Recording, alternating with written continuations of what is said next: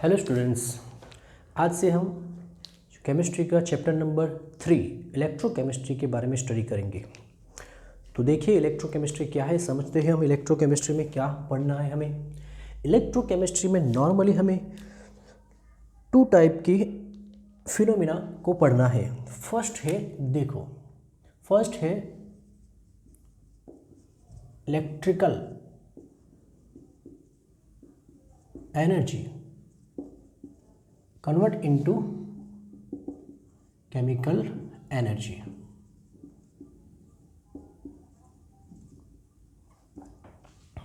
और हमें यहाँ पे किसके बारे में डिस्कशन करना है, एक तो इलेक्ट्रिकल एनर्जी को केमिकल एनर्जी में कन्वर्ट करना है और दूसरा केमिकल एनर्जी को इलेक्ट्रिक एनर्जी में कन्वर्ट करना है। तो यहाँ पे हम इलेक्ट्रोकेमिस्ट्री में सिर्फ और सिर्फ ये दो फिनोमिना के बारे में ही डिस्कशन करेंगे। देखिए, अगर केमिकल एनर्जी को इलेक्ट्रिक एनर्जी में कन्वर्ट करना है तो आपको केमिकल रिएक्शन चाहिए, और वो केमिकल रिएक्शन ऐसी होनी चाहिए जो अपने आप होती हो। अपने आप मतलब spontaneous, without any external energy source. तो इसका मतलब केमिकल एनर्जी को इलेक्ट्रिक एनर्जी में कन्वर्ट करने के लिए आपको चाहिए spontaneous reaction, spontaneous chemical reaction. जबकि इलेक्ट्रिक एनर्जी केमिकल एनर्जी में कब कन्वर्ट होगी, जब आप यूज करोगे नॉन स्पॉन्टेनियस रिएक्शन। ठीक है, तो याद रखना है chemical energy into electric energy, तब रिएक्शन कैसी होगी, स्पॉन्टेनियस मतलब विदाउट एक्सटर्नल एनर्जी। जबकि नॉन स्पॉन्टेनियस रिएक्शन अगर आपको करना है तो आपको इलेक्ट्रिक एनर्जी देनी पड़ेगी, जो किस में कन्वर्ट होगी, केमिकल एनर्जी में। तो यही होता है इलेक्ट्रोकेमिस्ट्री में स्टडी। इलेक्ट्रोकेमिस्ट्री में ये दोनों के बारे में ही स्टडी होगी। तो लिखेंगे क्या होती है electrochemistry.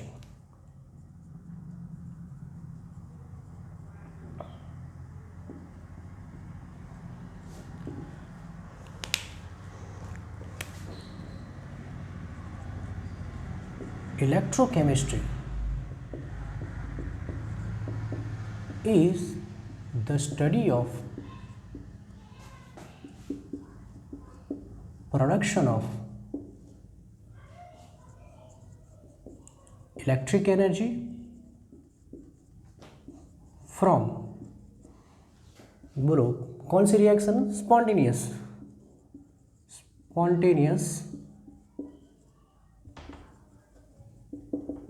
chemical reaction and electric energy is used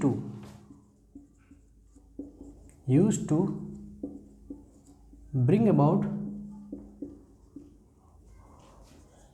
non-spontaneous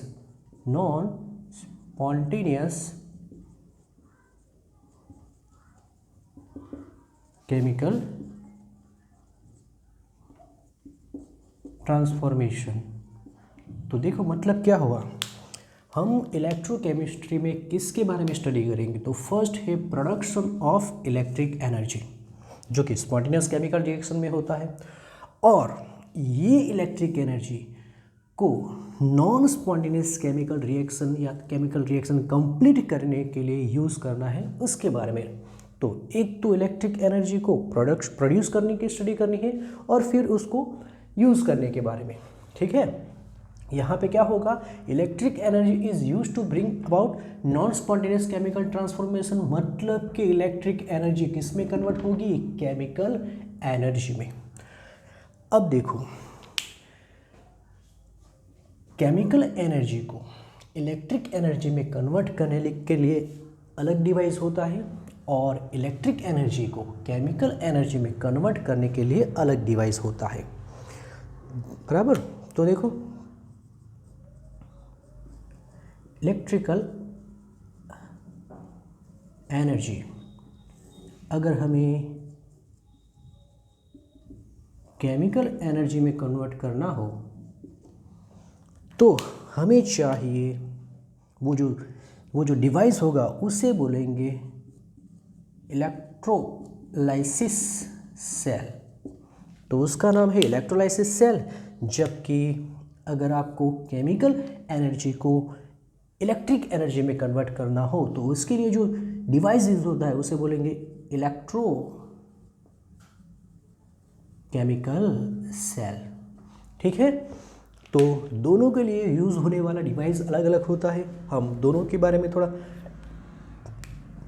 basic difference देख लेते हैं। चलो फर्स्ट हम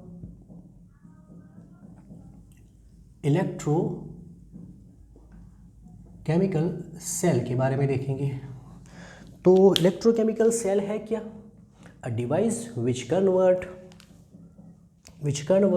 chemical energy into electric energy. A device which convert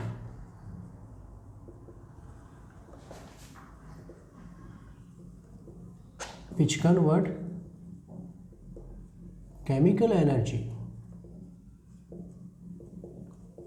into electric energy. और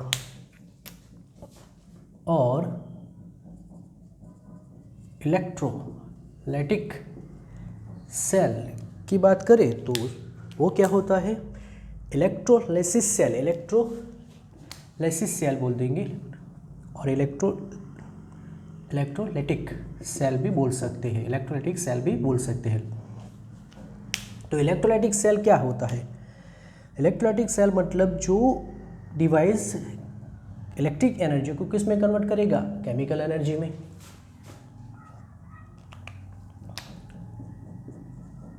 अ डिवाइस विच कन्वर्ट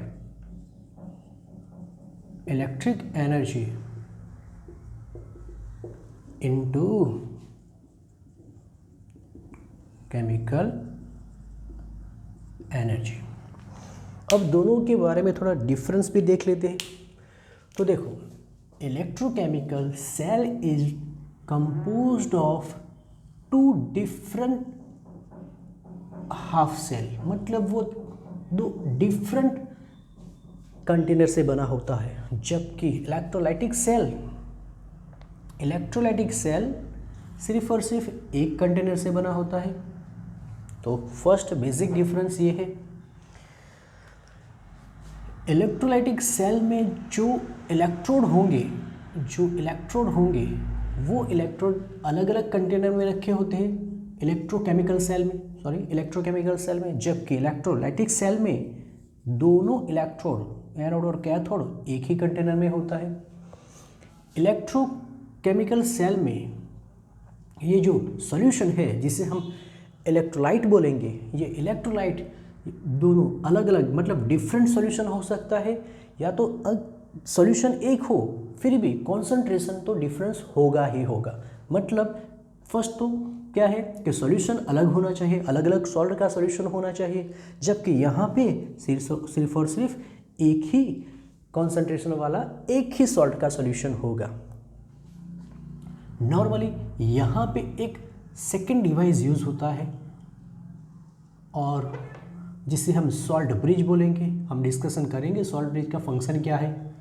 जबकि इलेक्ट्रोलाइटिक सेल में सॉल्ट ब्रिज नहीं use होता।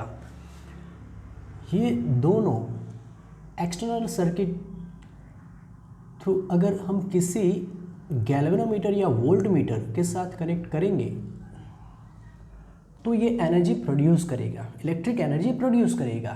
तब सपोज ये एनोड है और ये कैथोड है, तो एनोड नॉर्मली नेगेटिव चार्ज वाला होता है जबकि कैथोड पॉजिटिव चार्ज होता है।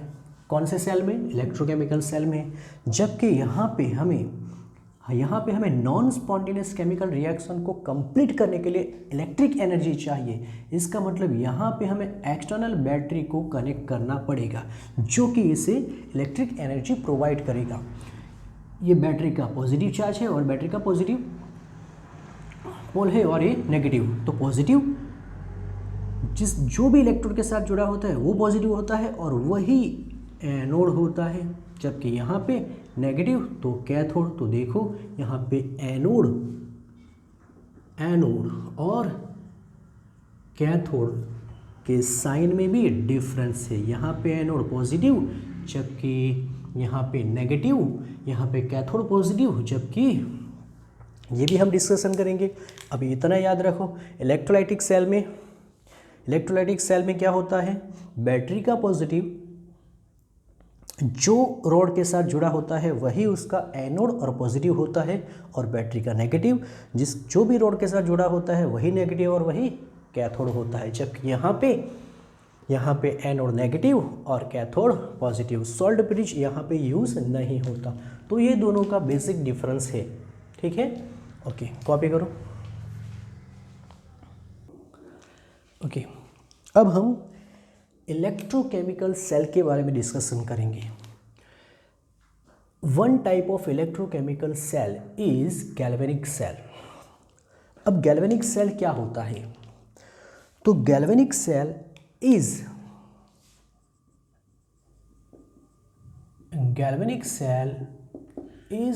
अ टाइप ऑफ इलेक्ट्रोकेमिकल सेल। तो है क्या इलेक्ट्रोकेमिकल सेल, मतलब which convert chemical energy into electric energy, बराबर। Cell which composed of two redox coupled, और या रेडॉक्स कपल या उसके लिए यूज होता है हाफ सेल, ठीक है। तो पहले देखते हैं कि रेडॉक्स कपल क्या है, मतलब कि हाफ सेल क्या है। तो देखो, ये एक कंटेनर है, ये कंटेनर में मैंने कोई एक मेटल का रोड रख दिया, सपोज जिंक मेटल, और जो सॉल्यूशन है वो भी जिंक +2 का है, मतलब सॉल्ट है जिंक का ही। तो इसका मतलब combination of metal rod and solution of its own salt, combination of metal rod and solution of its own salt is called redox couple, that is half cell, बराबर। ये जो भी है, ये जो रोड है उसे हम बोलेंगे इलेक्ट्रोड, जबकि ये सॉल्यूशन है उसे हम बोलेंगे इलेक्ट्रोलाइट, उसे बोलेंगे इलेक्ट्रोलाइट। तो रेडॉक्स कपल क्या है, रेडॉक्स कपल्ड है क्या, यानी हाफ सेल है क्या। तो क्या लिखेंगे, combination of metal rod and solution of its own ion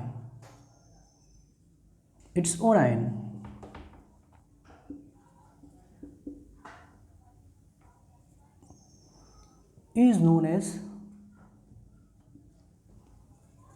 half cell, या तो आप क्या बोल सकोगे, रेडॉक्स कपल, ठीक है। तो इसका मतलब गैल्वेनिक सेल इस तरह के यहाँ पे लिखा है टू रेडॉक्स कपल से बना हुआ होता है, लेकिन है तो क्या इलेक्ट्रोकेमिकल सेल, मतलब कि केमिकल एनर्जी को किस में कन्वर्ट करेगा, इलेक्ट्रिक एनर्जी में। अब क्वेश्चन ये होता है कि किस तरह से, कैसे वो केमिकल एनर्जी को, कौन सी केमिकल एनर्जी को इलेक्ट्रिक एनर्जी में कन्वर्ट करता है। तो नॉर्मली केमिकल रिएक्शन में जो रिएक्शन कंप्लीट करने के लिए जो एनर्जी होती है वो है गिब्स फ्री एनर्जी। तो यहाँ पे Gibbs free energy is convert into chemical energy. तो लिखेंगे in galvanic cell Gibbs free energy of chemical reaction is convert into electric energy, and बाद में हम वही इलेक्ट्रिक एनर्जी को इलेक्ट्रिक अप्लायंस चालू करने के लिए यूज करेंगे, and this electric energy is used to running electrical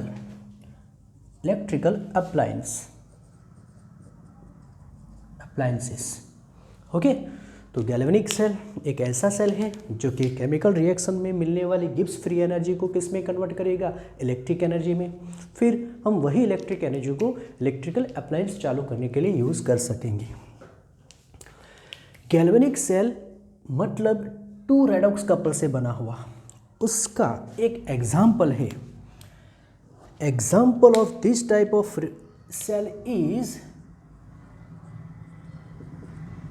example of galvanic cell. Example of galvanic cell is Daniell cell.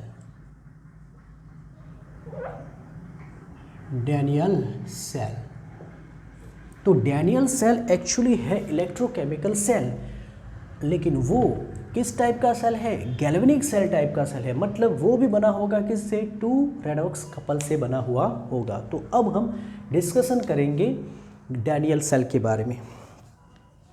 चलो, तो डैनियल सेल, ठीक है, पहले समझ लेते हैं डैनियल सेल कैसे काम करेगा, बाद में डिस्कशन लिखेंगे। Daniell cell is composed of 2 redox couple, जिसमें कि एक रेडॉक्स कपल होता है, रेडॉक्स कपल मतलब हाफ सेल होता है जिंक हाफ सेल, और सेकेंड होता है कॉपर हाफ सेल, ठीक है। तो यहाँ पे 1 half cell is made by zinc rod, तो ये हो गया जिंक रोड, और सॉल्यूशन हाफ सेल मतलब क्या बताया हमने, half cell is the combination of metal rod and the solution of its own ions. इसका मतलब यहाँ पे भी वही आयन होना चाहिए, तो इसके लिए हम ले लेंगे ZnSO4 एक्वियस सॉल्यूशन। तो यहाँ पे हमने सॉल्यूशन कौन सा ले लिया, ZnSO4 एक्वियस सॉल्यूशन। ये जो भी बना उसे हम क्या बोलेंगे, half cell zinc half cell. उसी तरह ये साइड पे भी उसी तरह यहाँ पे हमें लेना है कॉपर इलेक्ट्रोड, तो ये कॉपर इलेक्ट्रोड हो गया, और सॉल्यूशन भी किसका है, कॉपर सल्फेट, मतलब कि उसी के आयन का। तो अगर ये 2 zinc half cell and copper half cell से बनने वाला गैल्वेनिक सेल होता है डैनियल सेल। बात समझ में आई। Daniell cell is the type of example of galvanic cell which made by 2 half cell, one is zinc half cell and second is copper half cell। तो जिंक और copper हो तभी जाके हम उसे क्या बोलेंगे, डैनियल सेल। क्लियर होना चाहिए। जो अगर ये हाफ सेल चेंज हो गया तो वो कोई अलग सेल बनेगा, हाँ वो गैल्वेनिक सेल का टाइप होगा, लेकिन वो डैनियल नहीं होगा। तो डैनियल सेल में दोनों हाफ सेल में एक जिंक ही होना चाहिए और एक कॉपर ही होना चाहिए। चलो नेक्स्ट, ये दोनों इलेक्ट्रोड को कॉपर वायर थ्रू हम उस कनेक्ट करेंगे।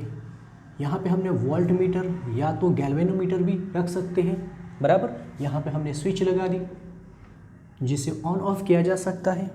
अब सबसे मोस्ट इम्पोर्टेंट पार्ट है कि यहाँ पे जो सॉल्यूशन है जिसे हम इलेक्ट्रोलाइट बोलते हैं, उसको कैसे इंटरनल सर्किट को कैसे कनेक्ट करेंगे। ये हो गई एक्सटर्नल सर्किट। तो इंटरनल सर्किट को कनेक्ट करने के लिए हमें चाहिए एक और डिवाइस जो कि यू शेप में एक ट्यूब है, यू शेप की ग्लास ट्यूब है, जिसे हम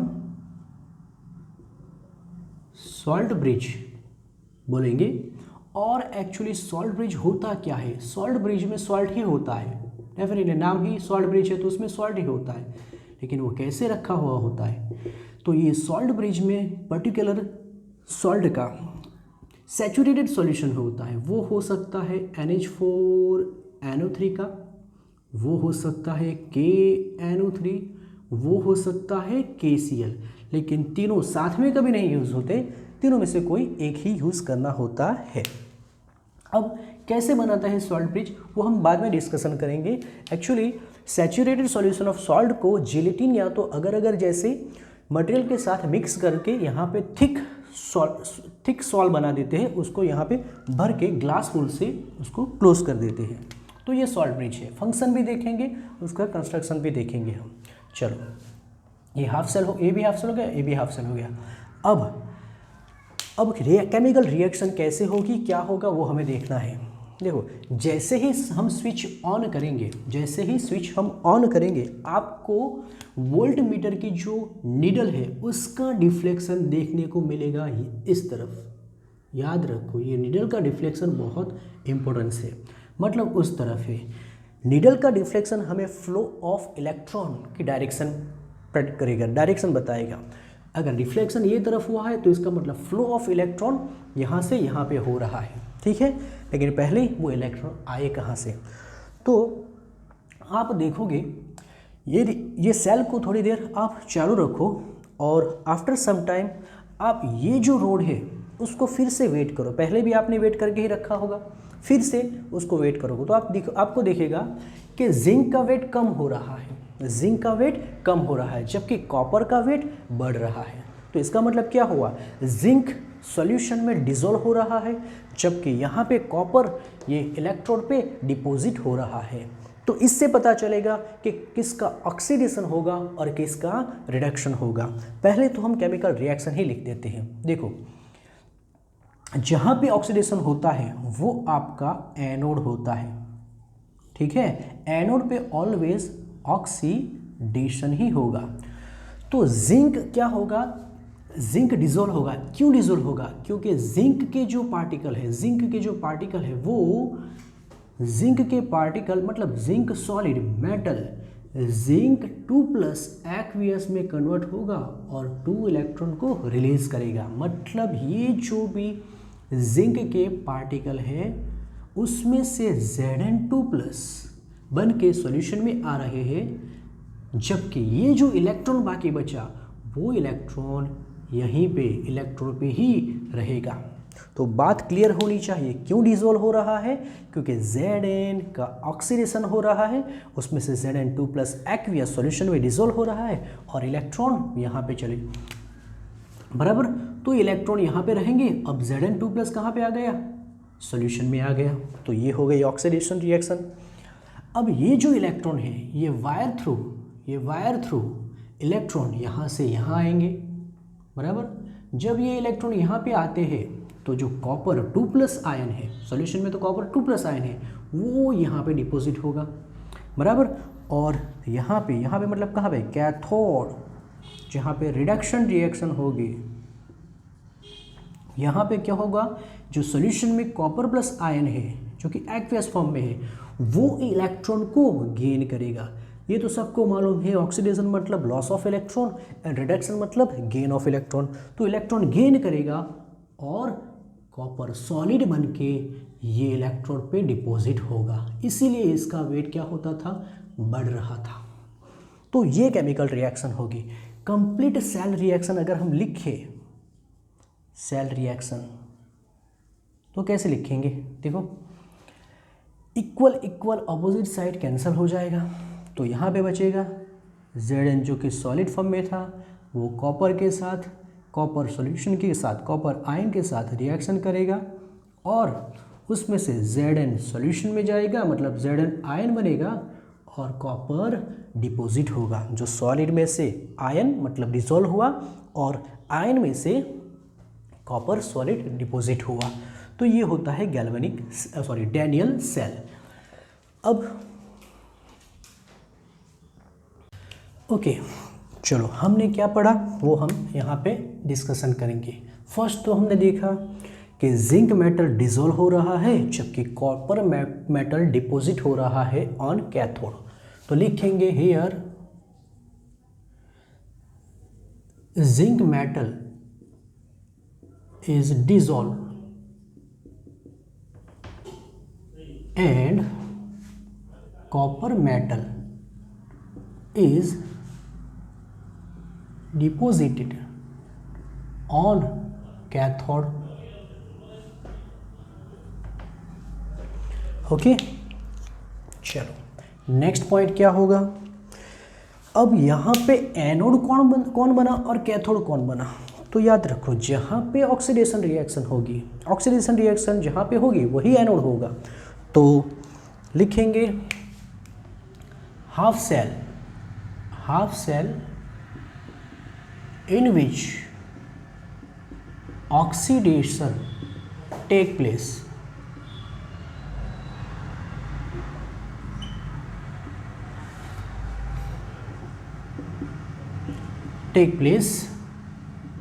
is called एनोड। तो इसका मतलब है कि Zn हाफ सेल में ऑक्सीडेशन हो रही है, तो ये जो इलेक्ट्रोड है वो हमारा, इसे हम एनोड, हाफ सेल भी बोल सकते हैं, एनोड भी एनोड यहाँ पे लिखेंगे तो ये हमारा एनोड हो गया। ठीक है, अब देखो एनोड की साइन हमने देखा कि इलेक्ट्रोकेमिकल सेल में एनोड नेगेटिव होता है। क्यों होता है तो आप देखो यहाँ पे, जैसे ही देखो यहाँ पे ये होता है Zn, ये होता है Zn, ये होता है Zn। Zn neutral element, neutral atom है। जैसे ही Zn में से Zn2+ निकल जाएगा, बताओ क्या बचेगा। तो यहाँ पे सिर्फ और सिर्फ क्या बचेगा, 2 इलेक्ट्रॉन। क्या बचेगा, 2 इलेक्ट्रॉन। क्या बचेगा, 2 इलेक्ट्रॉन। तो मतलब क्या हो गया कि सॉल्यूशन में पॉजिटिव चार्ज चला गया, जबकि इलेक्ट्रोड पे सिर्फ और सिर्फ कौन सा चार्ज बाकी रह गया, नेगेटिव चार्ज। तो लिखेंगे कि electrode is negative with respect to its solution. तो इसका पोटेंशियल नेगेटिव है, इसीलिए वो नेगेटिव साइन में होता है। ठीक है,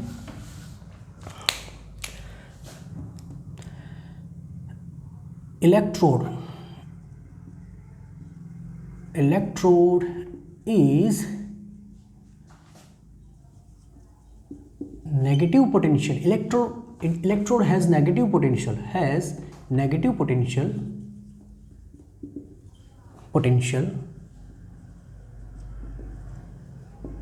with respect to solution। बराबर, इसीलिए यहाँ पे नेगेटिव चार्ज है। चलो उसी तरह हाफ सेल इन विच कौन सी reaction, reduction reaction takes place is called cathode. And यहाँ पे क्या होगा, चलो यहाँ पे ध्यान से देखो। अब ये जो कॉपर था, ठीक है, यहाँ पे सिर्फ और सिर्फ कॉपर मेटल था। जैसे ही इलेक्ट्रॉन आया ऊपर कौन चला गया, Cu2+ डिपॉजिट हो गया, जबकि सॉल्यूशन में क्या बच गया, सिर्फ और सिर्फ SO4 तो सॉल्यूशन में Cu2+ कम हो रहा है, इसका मतलब SO4 का कॉन्सेंट्रेशन ज़्यादा होगा, तो सॉल्यूशन बन जाएगा नेगेटिव चार्ज और ये बन जाएगा पॉजिटिव चार्ज। तो यहाँ पे क्या लिखेंगे, यहाँ पे लिखेंगे कि electrode has positive potential with respect to solution. इसका मतलब जो कैथोड है वो कैथोड पॉजिटिव चार्ज वाला होगा। ठीक है, चलो नेक्स्ट, फ्लो ऑफ इलेक्ट्रॉन कहाँ पे है। तो देखा हमने कि नीडल का रिफ्लेक्शन कौन से डायरेक्शन में है, राइट हैंड साइड। इसका मतलब flow of electron is from left hand side to right hand side, मतलब कि एनोड टू कैथोड होगा। तो लिखेंगे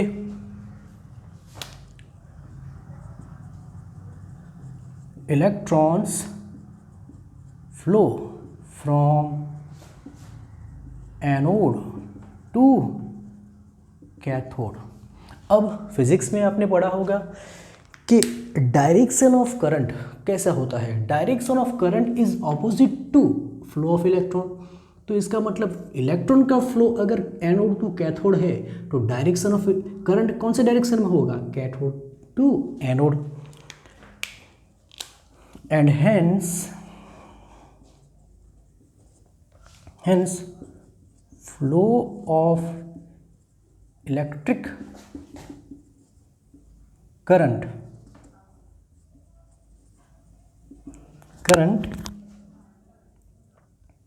is from cathode to anode, ठीक है। तो इलेक्ट्रॉन का फ्लो कौन से डायरेक्शन में हो रहा है, एनोड टू कैथोड, और current cathode to anode. Next, अब ये तो इलेक्ट्रोकेमिकल सेल है, तो सेल का कुछ पोटेंशियल भी होगा, तो वो कितना होता है, तो cell potential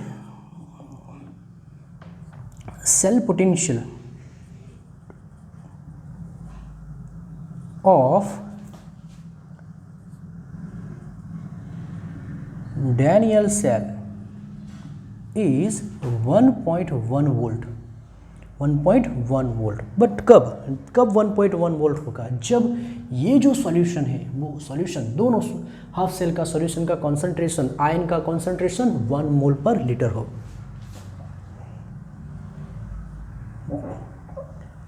cell potential of Daniell cell is 1.1 volt when concentration of ion is 1 mole per litre, या तो डेसीमीटर क्यूब भी लिख सकते हो, वही होता है 1 मोलर। ठीक है, तो ये हो गया Daniell सेल। तो Daniell सेल कैसे काम करेगा। अब सबसे मोस्ट इम्पोर्टेंट पॉइंट, हमने अभी तक डिस्कशन नहीं किया कि सॉल्ट ब्रिज एक्चुअली उसका फंक्शन क्या है, तो थोड़ा ध्यान से देखो। हमने पढ़ा कि यहाँ पे Zn+2 आयन सॉल्यूशन में आ रहा है, इसका मतलब ये जो भी है वो कौन से चार्ज वाला होगा, पॉजिटिव चार्ज वाला। ये सॉल्यूशन कैसे बन जाएगा, पॉजिटिव, क्योंकि SO4 आयन तो कभी भी चेंज नहीं होता, तो उसका कॉन्सेंट्रेशन तो कांस्टेंट है। अब कौन ऐड हो रहा है, Zn2+, तो सॉल्यूशन बिकम्स पॉजिटिव चार्ज। अब यहाँ पे क्या हो रहा है, यहाँ पे SO4 आयन्स कभी भी चेंज नहीं होगा, लेकिन किसका कॉन्सेंट्रेशन रिड्यूस हो रहा है, Cu2+ का, क्योंकि Cu+2 रिड्यूस होके Cu में कन्वर्ट हो रहा है। इसका मतलब Cu रिड्यूस हो रहा है, तो उसके रिस्पेक्ट में SO4 आयन इंक्रीज हो रहा है। इंक्रीज तो नहीं हो रहा, लेकिन उसका वैल्यू तो बढ़ रहा है। इसका मतलब ये जो सॉल्यूशन है वो बन जाएगा नेगेटिव चार्ज। तो इसका मतलब एक हाफ सेल में सॉल्यूशन पॉजिटिव, एक हाफ सेल में नेगेटिव। अगर ऐसा हो तो सेल काम करना बंद कर देगा। इसका मतलब कि हमें इलेक्ट्रिकली न्यूट्रलिटी मेंटेन करके रखनी पड़ेगी, और उसके लिए हम यूज़ करते हैं सॉल्ट ब्रिज। तो सॉल्ट ब्रिज क्या करेगा, सॉल्ट ब्रिज में जो आयंस होते हैं वो पॉजिटिव और नेगेटिव होते हैं। अब होगा क्या, यहाँ पे ये सेल पॉजिटिव है, तो सॉल्ट ब्रिज में से जो आयंस है उसमें से नेगेटिव आयन ये डायरेक्शन में आएगा, और जो पॉजिटिव आयन होते हैं वो यहाँ पे फ्लो करेंगे। तो नेगेटिव आयन यहाँ पे आने से क्या हो जाएगा, पॉजिटिव नेगेटिव बढ़ेगा, पॉजिटिव, तो दोनों न्यूट्रल कर देगा। जबकि यहाँ पे पॉजिटिव आयन एंटर हो गए तो नेगेटिव चार्ज को कम कर देगा। ऐसे क्या करेगा, सॉल्ट ब्रिज सेल की इलेक्ट्रिकली न्यूट्रलिटी को मेंटेन करके रखेगा। तो लिखेंगे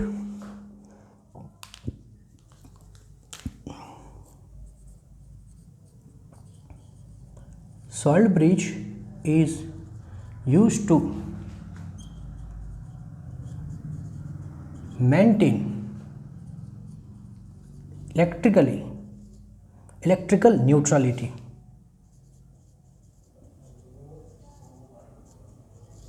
of cell। ठीक है, तो ये हो गया Daniell सेल। कॉपी करो।